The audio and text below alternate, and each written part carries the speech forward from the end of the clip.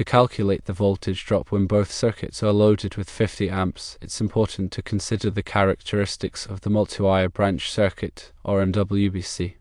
The voltage drop on each circuit is affected by the presence of unbalanced currents in the neutral conductor. We can employ the voltage drop formula, which is voltage drop equals 2 times resistance times length times current. In this formula, voltage drop is measured in volts. Resistance is the resistance of the conductor in ohms per foot, length is the length of the conductor in feet, and current is the current in the conductor in amps.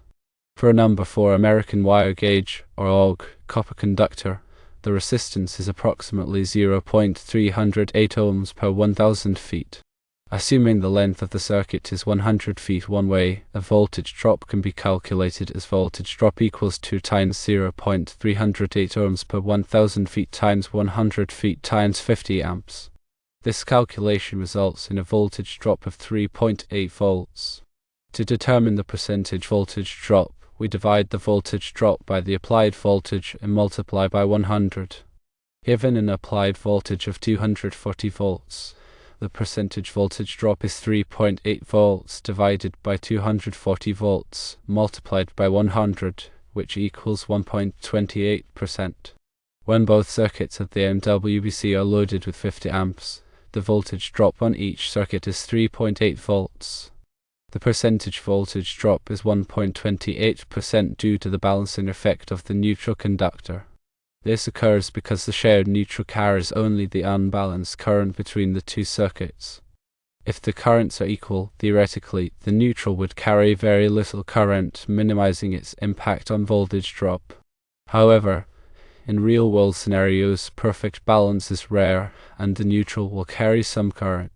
The key takeaway is that the voltage drop calculation considers the characteristics of the MWBC, including the shared neutral and its impact on current distribution. The percentage voltage drop provides a relative measure of the voltage loss compared to the source voltage.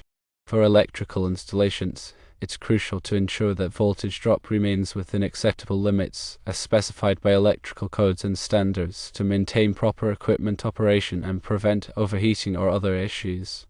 The National Electrical Code, or NEC, provides guidance on acceptable voltage drop limits for branch circuits and feeders. Understanding voltage drop calculations is essential for electrical engineers, electricians, and anyone involved in designing or maintaining electrical systems.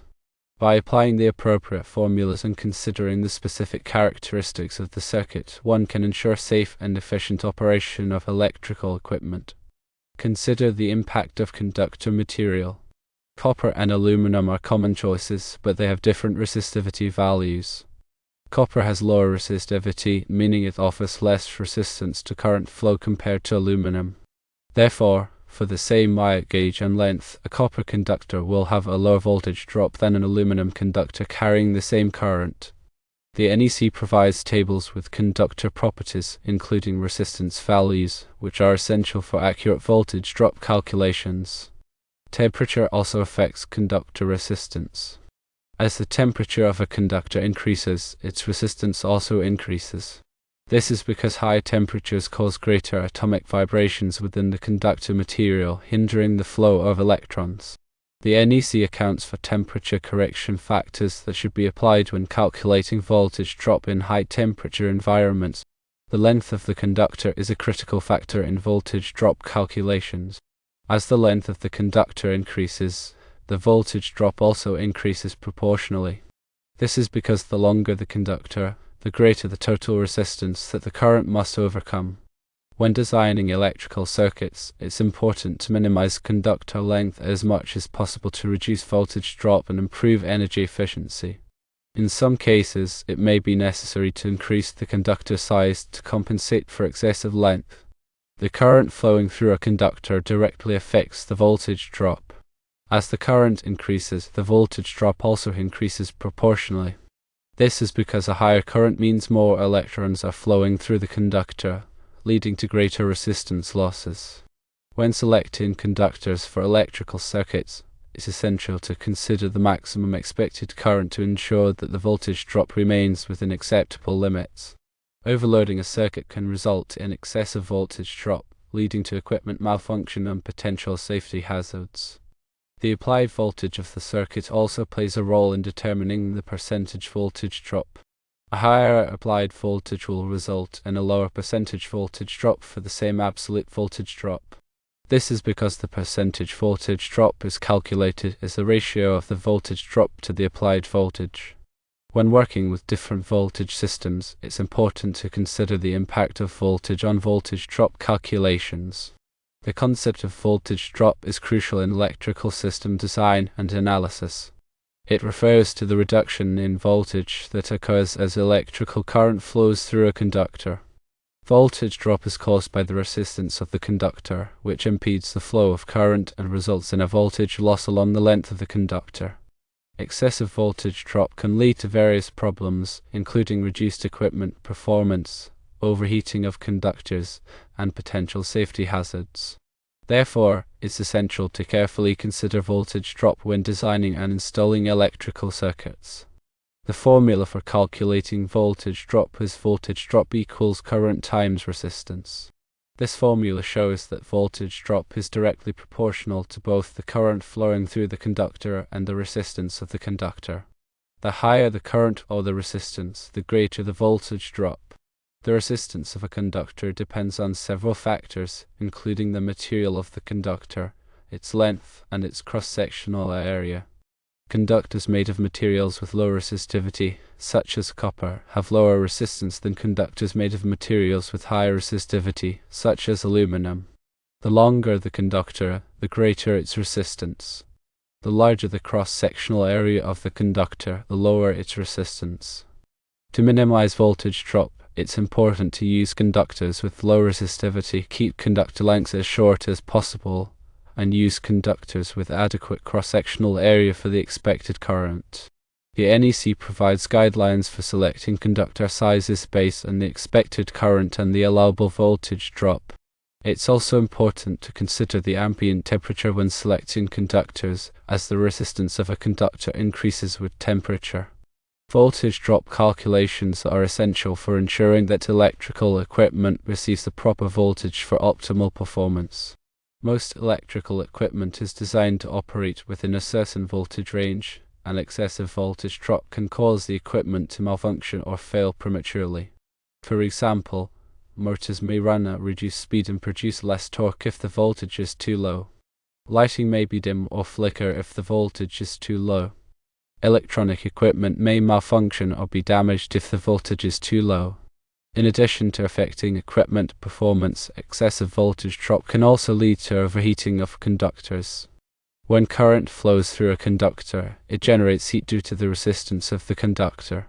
The amount of heat generated is proportional to the square of the current and the resistance of the conductor. If the voltage drop is too high, the current flowing through the conductor may be excessive, leading to overheating and potential fire hazards. The NEC sets limits on the allowable voltage drop in electrical circuits to prevent overheating and ensure safety. Voltage drop can be reduced by using larger conductors, reducing the length of the circuit, or reducing the current flowing through the circuit. Using larger conductors reduces the resistance of the circuit, which reduces the voltage drop. Reducing the length of the circuit also reduces the resistance, which reduces the voltage drop. Reducing the current flowing through the circuit reduces the amount of heat generated, which reduces the voltage drop. In some cases, it may be necessary to use a transformer to step up the voltage at the source and then step it down at the load. This can reduce the current flowing through the circuit and reduce the voltage drop. Voltage drop calculations are an important part of electrical system design and should be performed carefully to ensure that electrical equipment operates properly and safely. Remember to always consult the NEC and other relevant standards when designing and installing electrical circuits. The NEC provides specific guidelines for voltage drop limits, conductor sizing, and other important factors. Understanding and applying these guidelines is essential for ensuring the safety and reliability of electrical systems. Firstly, conductors are typically made of copper or aluminum due to their conductive properties. Secondly, the size of the conductor, usually expressed in terms of its American wire gauge, or OG, impacts its resistance per unit length. Larger gauge numbers indicate smaller conductors and higher resistance. Thirdly, the length of the wiring run influences the overall resistance the current encounters.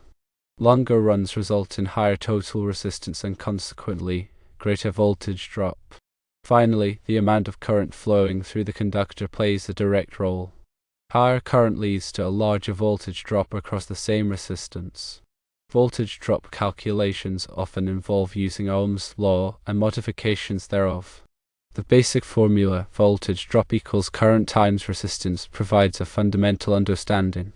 However, more complex calculations might incorporate factors such as conductor temperature and bundling effects, as these can also impact resistance. Maintaining voltage drop within acceptable limits is crucial for several reasons.